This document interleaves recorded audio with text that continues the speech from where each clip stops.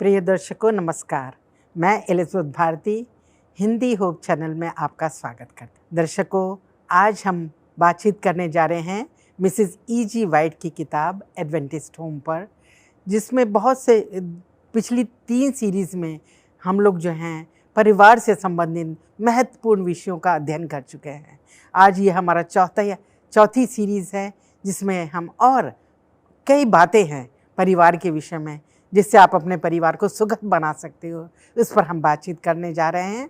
हमारे बीच में हमारे साथ हैं हमारी मेहमान डॉक्टर रेबेका सिंह। मैं उनका भी स्वागत करना चाहती हूँ।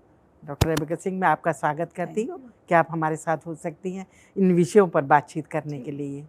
इससे पहले दर्शकों कि हम आगे बढ़ें अपने विचार विमर्श में, आइए हम अपनी बाइबल खोल लेते हैं और एक बाइबल के वर्ड्स पढ़ लेना चाहेंगे। मैं पढ़ना चाहती हूँ भजन संहिता 128, उसकी पहली 3 आयतें जो हैं, आप भी अपनी बाइबल खोल सकते हैं। वचन में इस प्रकार लिखा है, क्या ही धन्य है हर एक जो यहोवा का भय मानता है और उसके मार्गों पर चलता है। तू अपनी कमाई को निश्चय खाने पाएगा, तू धन्य होगा और तेरा भला ही होगा। तेरे घर के भीतर तेरी स्त्री फलवंत दाख लता सी होगी, तेरी मेज के चारों ओर तेरे बालक जलपाई के पौधों से होंगे। परमेश्वर के इस सुंदर वचन के पढ़े जाने पर हम सबको आशीष मिले। दर्शकों, हम चाहते हैं कि परमेश्वर की अगुवाई हमें मिले, इसलिए एक छोटी सी प्रार्थना करना चाहते हैं। आइए हम दुआ करेंगे। हमारे स्वर्ग शक्तिमान दयालु पिता परमेश्वर, अपने हाथों को जोड़कर आपके पास आते हैं और आपका धन्यवाद देते हैं इस अच्छे सुंदर अवसर के लिए जो आपने हम लोगों को दिया है कि हम आपके वचन के द्वारा और मिसेस E.G. वाइट की जो किताब है उसके द्वारा बहुत से वचन हम सीख सकते हैं, बातें सीख सकते हैं। आप हमारी मदद करें, ख़ास तौर से मिसेस रेबेका सिंह जी के साथ होइए जब वो आपके वचनों में से सिखाती हैं। प्रभु जी, आप उनको अपना मार्गदर्शन करें और मेरे साथ भी रहे और हमारी होप चैनल की टीम के साथ रहें। हमारी इस दुआ को हमारे उद्धारकर्ता प्रभु यीशु के नाम में मांगते हैं, सुनो और ग्रहण करें, आमीन। मिसेस रेबेका सिंह, बहुत ही अच्छा लगता है जब हम परिवार के विषय में बातचीत करते हैं। हम सबके परिवार हैं। हम देखते हैं कि हमारे परिवार वंश परंपरा से चलते आ रहे हैं। तो मैं आपसे चाहूँगी कि आप बताएं कि वंश परंपरा क्या है और इससे बच्चों को हम क्या सिखा सकते हैं।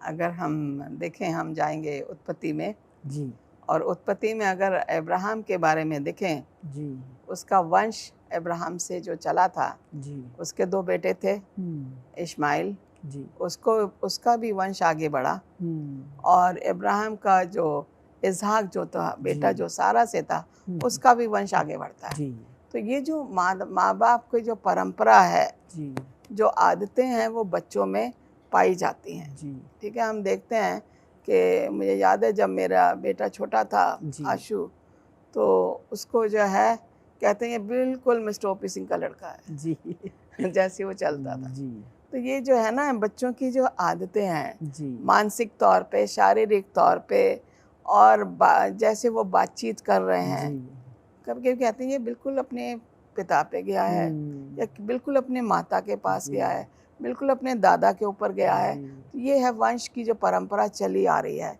और हम देखते हैं कि ये बच्चे जो हैं, इनको सही मायने में इनमें जो हम बचपन से आदतें डालते हैं, एक तरह से रीति रिवाज भी बन जाते हैं। हम देखते हैं कि हम बड़े कंफर्टेबल हैं अपने मसीहत में, क्योंकि हमें मालूम है कि हम क्या कर रहे हैं, हमने अपने बच्चों को क्या ट्रेनिंग दी है। और अगर हम सही ट्रेनिंग देंगे तो हम देखते हैं कि बच्चे भी हमारे ऊपर होंगे। अगर हमारे परिवार खुश है तो हम देखते हैं बच्चे भी, हम देखते हैं हमारे दादा, हमारे नाना, हमारे परदादा, वो परंपरा जो चली आ रही है। हम कहते हैं हमारे माँ बाप दादों ने, हम यूज करते वर्ड बाप दादों के ज़माने से ऐसा हो रहा है, उन्होंने हमें सिखाया। हमारा जो आदम जो था उसका वंश चला, एबल से चला, केन जो है वो चला गया, लेकिन वंश उसका भी चला, चाहे वो बुराई की ओर था। तो ये जो परंपरा जो चली आ रही पारिवारिक, बाप दादों के ज़माने से, परदादों के ज़माने से, वो वंश कैसे आगे बढ़ता है। बाइबल के ज़माने से हम देखते आ रहे हैं, इब्राहिम से इसाक, इसाक से याकूब और उसका भाई एसाव, और फिर याकूब के 12 बेटे, और ऐसे करके वंश बढ़ता चला गया। तो हमारे भी परिवारों में हमारे वंश इसी तरीके से बढ़ते हैं। जी। और एक बात और हम देखते हैं कि परिवारों में, जैसे कि आपने बताया, बहुत अच्छी बात कि जो बच्चे माता पिता से सीखते चले आए हैं वो बच्चों में चलता है, पर कहीं कहीं हम असंयमता पाते हैं बच्चों में। तो वो क्यों हो जाता है अच्छा, ऐसा कि ये असहमता उनके भी जीवन में आ जाती है? फिर हम जाएंगे कि बच्चे जो हैं असंयमता जी। या अवगुण, ओके, वो भी कहाँ से इनहेरिट होंगे? वो परंपरा से ही आएगा। जी। क्योंकि ऐसा है, हमारे अंदर मेरे अंदर अच्छाई भी है, बुराई भी है। मेरा बच्चा मेरी अच्छाई भी लेगा, बुराई भी लेगा। बिल्कुल। लेकिन ज़्यादातर का हम देखते हैं लोग बुराई ज़्यादा ले लेते हैं जी। अच्छाई, और उनका नुकसान होता है। अब वो उसमें उसका नुकसान होता है। तो जब बच्चे को हम समझा रहे हैं ये गलत है, तुम्हें ऐसा नहीं करना, तुम्हें गुस्सा नहीं करना, जी। हम उसे समझा रहे हैं प्यार से कि बेटा तुम्हारे लिए गुस्सा ठीक नहीं है, ये परमेश्वर को गुस्से वाला पसंद नहीं है, आपको संयम से रहना है, आपको प्यार से रहना, अपने भाइयों के साथ गुस्सा नहीं दिखाना। तो जब हम दिखाते हैं, अगर वो उनमें सुधार नहीं लाते, माता पिता अपनी ड्यूटी कर रहे हैं, उनको संभाल रहे हैं, और संभालने का मतलब ये है कि उन्हें मालूम है उनको अपने बच्चों से प्यार है। जी। अगर उनको बच्चों से प्यार नहीं तो वो नहीं बताएंगे। बिल्कुल। क्योंकि उन्हें पता है, वो कहते हैं ये चीज़ सही नहीं है, जी, तुम ऐसा नहीं करो, आप ऐसा करोगे तो ये आपके लॉन्ग रन में आपके लिए नुकसानदायक है। तो जब हम देखते हैं बच्चे जो हैं, कुछ जो हैं मन में लालच आ जाता है। अब लालच आ रहा है तो हमें देखना लालच नहीं करना। जब लालच नहीं करेंगे, हम वो अपने माता पिता को देखेंगे, क्या मेरी माता में ये गुण है लालच का? अगर नहीं है तो बच्चा नहीं करेगा, नहीं आएगा। ये सब चीजें हमारे घर से ही, झूठ बोलने की हम देखते हैं, माता पिता का भी झूठ, माता पिता झूठ बोल देते हैं, बच्चे भी वही करते हैं। तो हमें बहुत ज़रूरी है कि हम बच्चों को, जो हमारे लिए एक विरासत में हमें मिले हैं, हम उनको किस तरीके से आगे ले जा रहे हैं परमेश्वर के काम के लिए। यहाँ हम छोटा सा ब्रेक लेते हैं और फिर उपस्थित होते हैं। दर्शकों, आप भी कहीं जाइएगा नहीं, हमारे साथ बने रहें। हम सीख रहे हैं कि बच्चों में माता पिता के गुण कैसे हैं। दर्शकों, हम उपस्थित हैं फिर आपके साथ। आइए हम बातचीत दोबारा अपनी राय जारी रखते हैं, जो हम परिवार से संबंधित सीख रहे हैं। जैसे कि अभी हम बच्चों के विषय में बात कर रहे थे कि जो माता पिता में जो बातें होती हैं, गुण या अवगुण जो भी हैं, वो बच्चों में पाए जाते हैं। अगर कुछ बुराइयां आ जाती हैं, माता पिता की बुराई बच्चों में आ जाती है, तो उसको हम कैसे सुधार सकते हैं? सबसे कॉमन सा स्टेटमेंट है, इसकी माँ भी ऐसी करती थी जी। या इसका पिता भी ऐसे ही है, वही बच्चों में है ना। और वो चीज़ जब हम देखते हैं कि हमारे को ऐसा बोला जा रहा है, या ये देखो तुम्हारे ऊपर गया है, अगर बुरी आदत कोई पड़ गई बच्चे में, देखो तुम्हारे ऊपर हो गया, तुम्हारे में कमी है इसलिए बच्चे में कमी है जी। लेकिन उन्हें ये नहीं मालूम कि माता ने या पिता ने पूरी कोशिश की है कि वो कमियां जो उनमें है उनके बच्चों में ना आए जी, है ना। ये तो समाज नहीं जानता, लेकिन वो ये जानेगा, अच्छा ये अपनी माँ पे गया है, ये झूठ बोल रहा है, इसकी माँ भी झूठ बोलती है।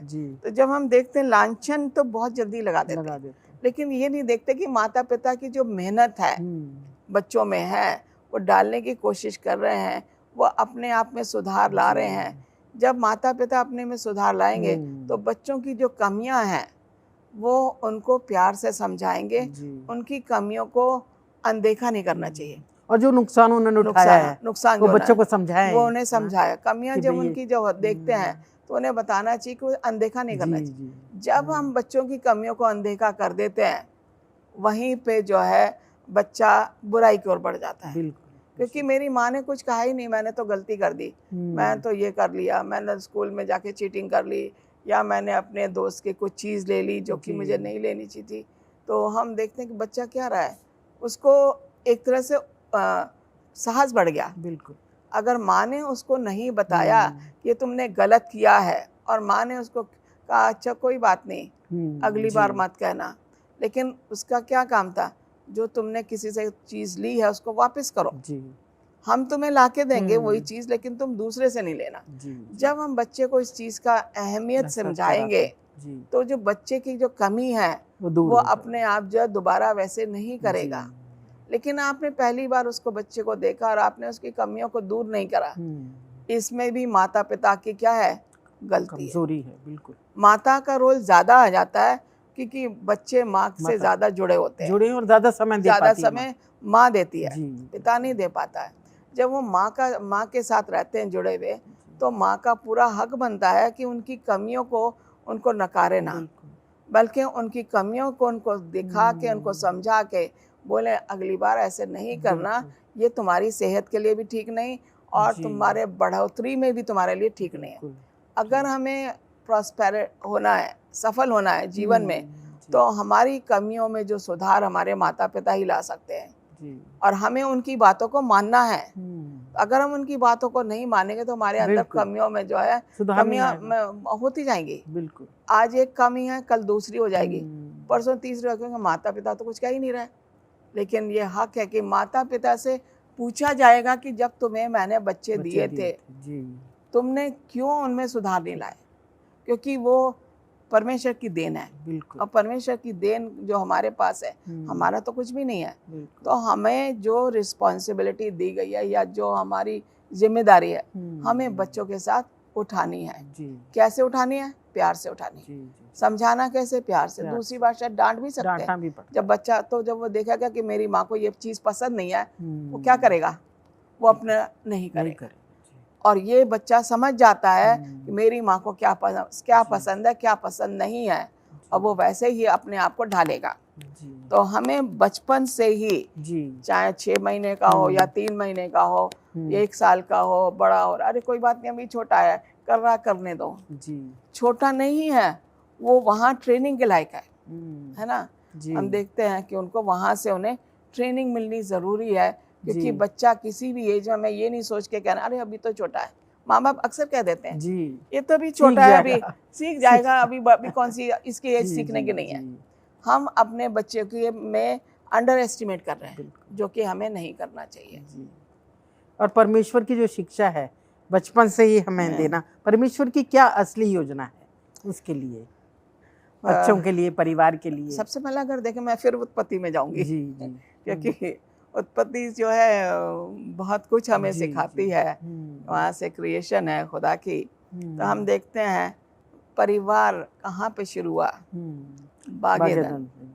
वहाँ पे कौन था पहला परिवार? आदम और हवा।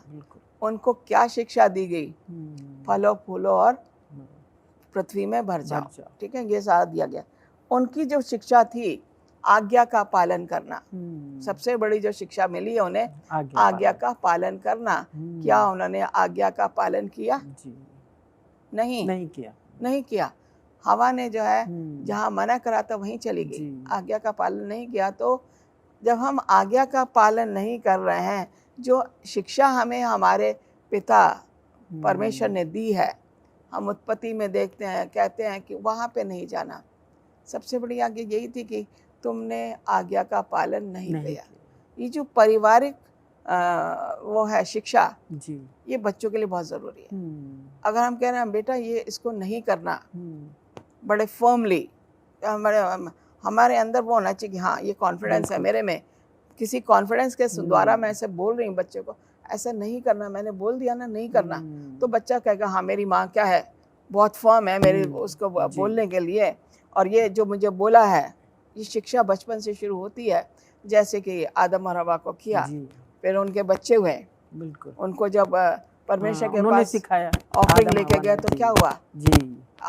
हाबिल ने आज्ञा का पालन किया और केन ने नहीं किया। वहां भी आज्ञा का पालन नहीं किया। वो शिक्षा जो आदम और हवा ने जो बाग-ए-अदन में उनका अनुभव हुआ था, उन्होंने दोनों बच्चों को दिया, लेकिन एक नहीं माना, दूसरे ने नहीं माना, क्योंकि शैतान बड़ा खुश होता है कि अगर उसने एक को भी परिवार में अपनी तरफ कर लिया, वो कहता है चलो मेरा काम पूरा हो गया। तो यहाँ पे ये चीज जो है बहुत जरूरी है। शैतान चाहता है कि ये अवज्ञा करें, ऐसा परमेश्वर की शिक्षा की। तो ये जो फैमिली एजुकेशन है ना, ये आगे तक जाती है। जो भविष्यवक्ता थे उनको भी एजुकेशन मिली, उनको भी विजन्स मिले, उसके थ्रू उन्हें परमेश्वर ने सिखाया और वो मैसेज वो लोगों में लेके जाते थे। तो वही हमें आज करना है कि हमारे पास जो शिक्षा मिली है हम उससे भटके नहीं, हम उसको अपने बच्चों में डालें। शुक्रिया दा। अभी आप एक छोटा सा ब्रेक हम ले लेते हैं और फिर उपस्थित होते हैं। प्रिय दर्शकों, आपसे भी मैं चाहूँगी कि आप हमारे साथ बने रहें। हम इस ब्रेक के बाद फिर उपस्थित होंगे। हम लोग बातचीत कर रहे हैं कि परमेश्वर ने जो हमें शिक्षाएं दी हैं हमारे परिवारों में, जो वंश से चली आ रही है, पारंपरिक चली आ रही है, उनका हमें पालन करना है और अपने जीवन को उसी पर चलाना है, ताकि हमारा परिवार एक सुखद आनंदपूर्वक परिवार बन सके, अपने समाज के लिए, अपने चर्च के लिए आशीष का कारण बने। हम फिर उपस्थित होते हैं। दर्शकों, हम फिर से उपस्थित हैं आपके को समझाने के लिए, आपको सिखाने के लिए। आइए हम अपनी बातचीत को जारी रखते हैं।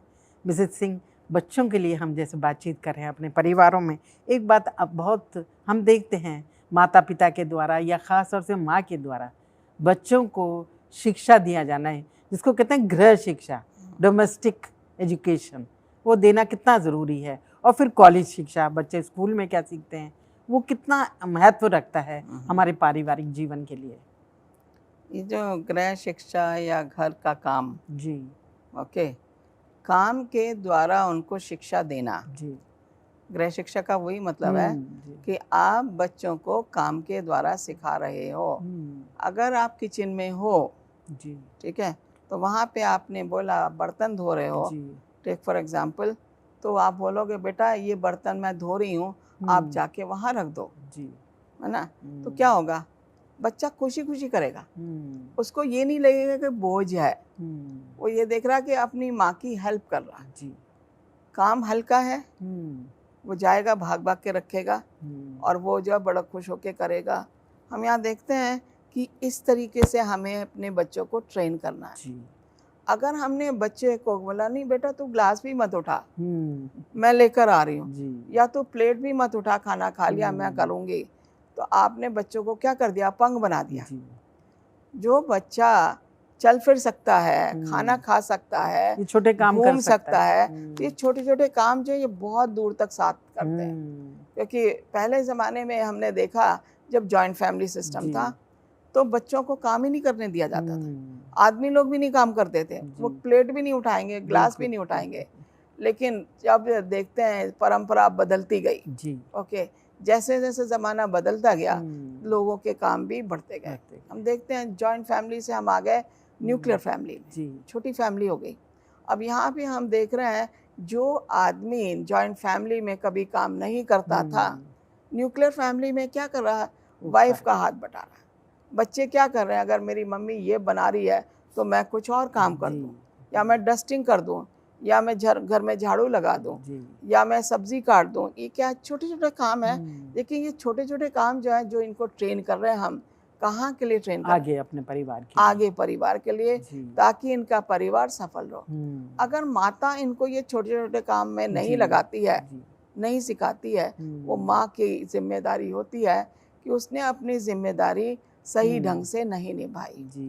हम देखते हैं कि जैसे देखें ये था हाबिल, हाबिल चरवाहे का काम करता था, और जो केन जो था सब्जियां बोता था, सब्जियां बो के घर में भी लाता था। काम तो उसने भी करा, घर में भी हेल्प की है, वहाँ से उन्हें ट्रेनिंग मिली। जब आदम और हवा को जब बाग अदन में रखा तो उन्हें बोला, क्या बोला था, पूरे गार्डन की तुम्हारी जिम्मेदारी है। गार्डन मतलब जिसमें वो रहते हैं। हमारा घर जो है हमारा बगीचा है। जब हम उस बगीचे में हम रख रहे हैं, बच्चे हैं, अब जैसे घर में गमले आजकल रखते हैं, क्योंकि ज़मीन इतनी नहीं है तो गमले रख के लोग खुश हो जाते हैं, हरा भरा हो जाता है। तो वो गमलों की क्या है, देखभाल करनी। अगर बच्चों को बोल दिया पानी डाल दो तो गलत तो नहीं हुआ, बच्चों ने हेल्प कर दी, क्योंकि गमले में पौधा अच्छा होगा। जब पौधा अच्छा होगा तो बच्चों की ट्रेनिंग यही है, छोटी छोटी बातों पे जो हम ट्रेन करते हैं बच्चों को, बच्चे खुश हो जाते हैं। जब हम ऐसा करेंगे तो ये जो है आगे चल के स्कूली शिक्षा में भी इनका वो रहेगा। अगर हम देखें कि पहले जो हमारे क्रिश्चियन हॉस्पिटल थे, सॉरी स्कूल थे, स्पेशली एडवेंटिस्ट का हम देखा जाए तो बच्चे थोड़ा थोड़ा काम करते थे, उनको सिखाया जाता था ताकि वो घर भी जाए तो अपने माता पिता की सहायता करें।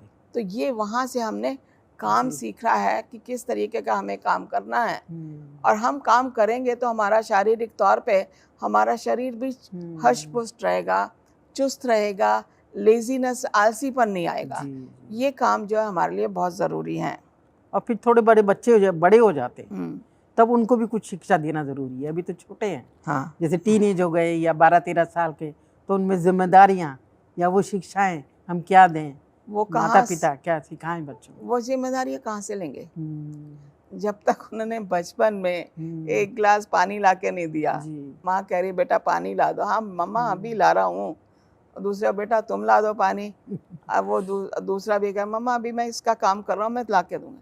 या एक दूसरे पे डाल देते हैं, एक उसको कह दूसरे दो। पे डाल दें। तो ये अगर हम कह रहे हैं बच्चा बेटा मेरे को पानी चाहिए, मेरे को बहुत जी। प्यास है, मम्मी अभी ला रहा हूँ, गया पानी ला के दे दिया। जी। जब वो बड़ा हुआ ना, जब गया क्लास में गया, 6th में आ गया, 7th में आ गया, जी। 10-12 साल का हो गया, 10th में आ गया, तो उसे यह है कि मेरी माँ को ज़रूरत है, मेरे काम की मेरी माँ को ज़रूरत है, बिल्कुल। मेरी सहायता की मेरी माँ को ज़रूरत है, जी। क्योंकि मेरी माता जब से मैं पैदा हुआ हूँ वो बहुत काम कर रही है, तो मुझे भी उसका हाथ बटाना चाहिए। बिल्कुल। वो बच्चा समझदार हो जाएगा। लेकिन अगर हम उन्हें नहीं करवाएंगे ही नहीं तो वो कैसे समझेगा?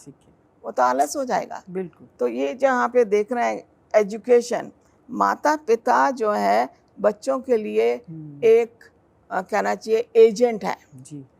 जो कि परमेश्वर ने उनको दिए हैं, और माता पिता के लिए बच्चे जो हैं एक विरासत में उन्हें मिले हैं, एक उपहार के तौर, आशीष के तौर पे मिले हैं। तो दोनों की जिम्मेदारी हो जाती है। जी। माता पिता की जिम्मेदारी होती है बच्चों की परवरिश करना, बच्चों की जिम्मेदारी होती है आज्ञा का पालन करना, और जो माता पिता उन्हें सिखा रहे हैं उनको उसी का पालन करते जाना है। अगर वो नहीं करते हैं तो उनकी माता पिता सोचते हैं हमारी शिक्षा में कहीं कमी रह गई। कहाँ परमेश्वर हमारी शिक्षा में कमी रह गई कि हमारे बच्चे हमारी बात का सुनते नहीं हैं। जब ऐसा होता तो माता पिता दुखी हो जाते हैं, जबकि हमें माता पिता को दुखी नहीं करना है। वो परमेश्वर के एजेंट हैं और हमें उनका मान सम्मान करना चाहिए। जी। यहाँ हम अपनी इस एपिसोड को ख़त्म करेंगे। मुझे सिंह, मैं आपका धन्यवाद देती हूँ कि आप हमारे साथ बनी रही। प्रिय दर्शकों, आपने भी बहुत कुछ अच्छी बातों को सीखा होगा कि अपने परिवार में हम किस तरह, जो हमें वंश से मिले, परमेश्वर की तरफ से मिले हैं, उन बच्चों को हमें किस तरह शिक्षा देना है। कि हमारे जीवन में भी कमी होती है माता पिता को, पर बच्चों को समझाएं, सिखाएं कि जो कमियां हमारे में वो तुम में ना हो। हमने उन कमियों से कैसे नुकसान उठाया है, तो आपको वो नुकसान ना उठाना पड़े। और जो शिक्षा, आज्ञा पालन जो हम सिखा रहे हैं, आप उन पर चलो, उनकी चलते रहो, उनमें बने रहो और परमेश्वर के साथ भी बने रहो। मैं दर्शकों आपका बहुत बहुत धन्यवाद देती हूँ और चाहती हूँ कि परमेश्वर की आशीष आपके परिवार को भी मिले।